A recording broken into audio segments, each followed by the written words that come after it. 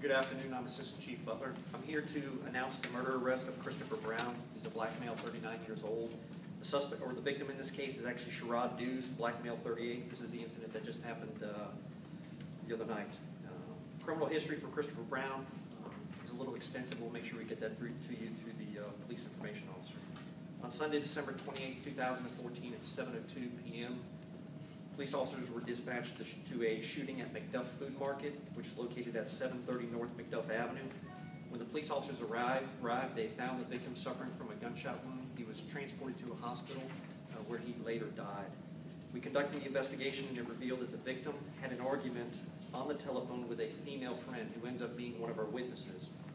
That same female ran into the victim at a third-party house later in the afternoon. Again, they had an argument, at which point she ended up slapping him and then she left the house. Moving forward, a couple hours before the actual incident, she actually went over to what she describes as being a stepfather figure that she's known for about a year or so, the suspect in this case. She tells him what happened.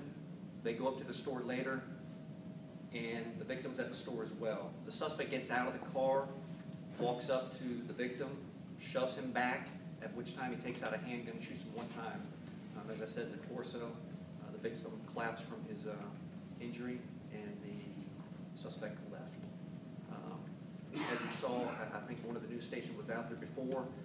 We did arrest him this morning at his home without incident. I'll take any question that you may have. Hopefully I explained that in a way that you can. Was there any kind of, what was the time frame when they were at the convenience store between the time he fired the shot? They're arguing, was it fast? This whole incident was actually captured on video, so we do have that. What happened, they pull up in a car, the female and the suspect pull up in the car, and it's rather within a very short period of time, maybe a minute or so. I mean, it's almost immediate. Go ahead. What's the relationship between the victim and the woman who was in the car? I would describe it as being friends. They've known each other for about a year now. Do we know what the argument was over earlier in the day? No. Did he surrender peacefully? Did you guys have to have any negotiations? What happened? I wasn't there at the time that it happened.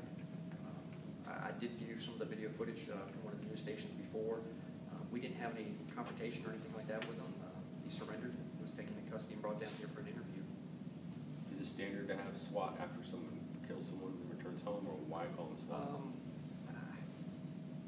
Having the individuals, a criminal apprehension team, who a lot of them are members of our SWAT team, apprehend the murder suspects, that's pretty much standard for us.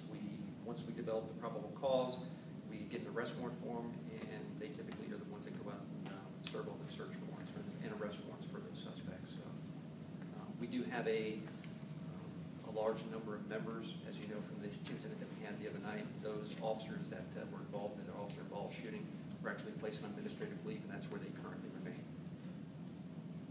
I have a question about how you found him. I'm Garen Flowers with First Coast News. Yes, sir. Was it the surveillance video that led to his capture, or were there the witness? No, we had the witness, and there were actually several witnesses there that cooperated with us and helped us to identify him.